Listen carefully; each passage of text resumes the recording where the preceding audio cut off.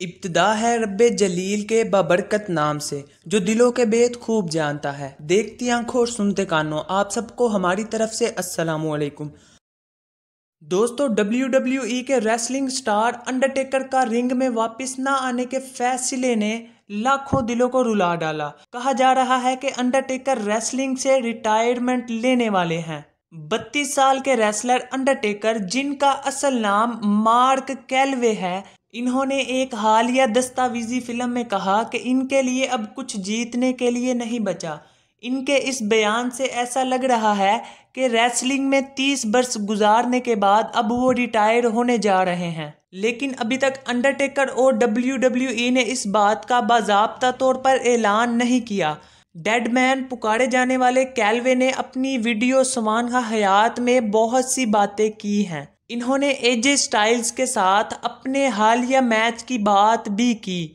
इस मैच में वो एजे स्टाइल को दफन करने के बाद अपनी मोटरसाइकिल पर रवाना होते देखे गए। वो कहते हैं कि ये इनके कैरियर के अख्ताम का बेहतरीन अंदाज था और इस तरह के मौके बार बार नहीं आते। अंडरटेकर का मजीद कहना था कि वक्त आ गया है कि ये डेड मैन अब बिल आखिर रुखसत हो जाए।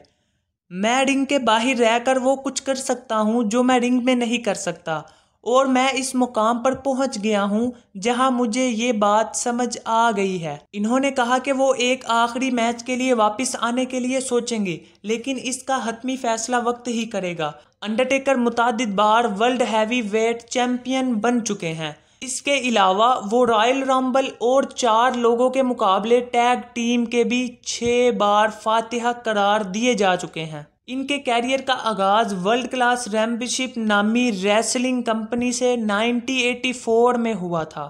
वो 1990 में WWE में आए, जहां वो टेड डिवाइस के $1 मिलियन टीम का हिस्सा बने। दोस्तों, अंडरटेकर को WWE रेसलिंग के बानियों में से एक तस्वुर किया जाता है। वो पहले कास्ट मैच और 1992 में होने वाली पहली सर्वाइवर सीरीज में भी शामिल थे। इसके अलावा अंडरटेकर काफ़ी सारी सीरीज के मैच खेल चुके हैं। दोस्तों, बहुत ज़्यादा शोहरत हासिल करने के बावजूद इन्होंने अपने हम असर खिलाड़ी दी रॉक और जॉन सीना की तरह हॉलीवुड का रुख नहीं किया। BBC से गुज़िश्ता माह बात करते हुए इन्होंने बताया कि इनके पास ऐसा करने के कई मौके थे, लेकिन इन्होंने नहीं किया।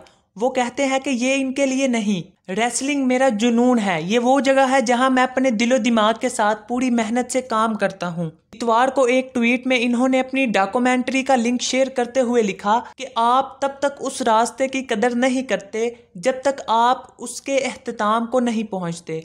अंडरटेकर से सोशल मीडिया पर बहुत लोगों ने हमदर्दी का इजहार किया और #YouTheTaker ट्रेंड करने लगा।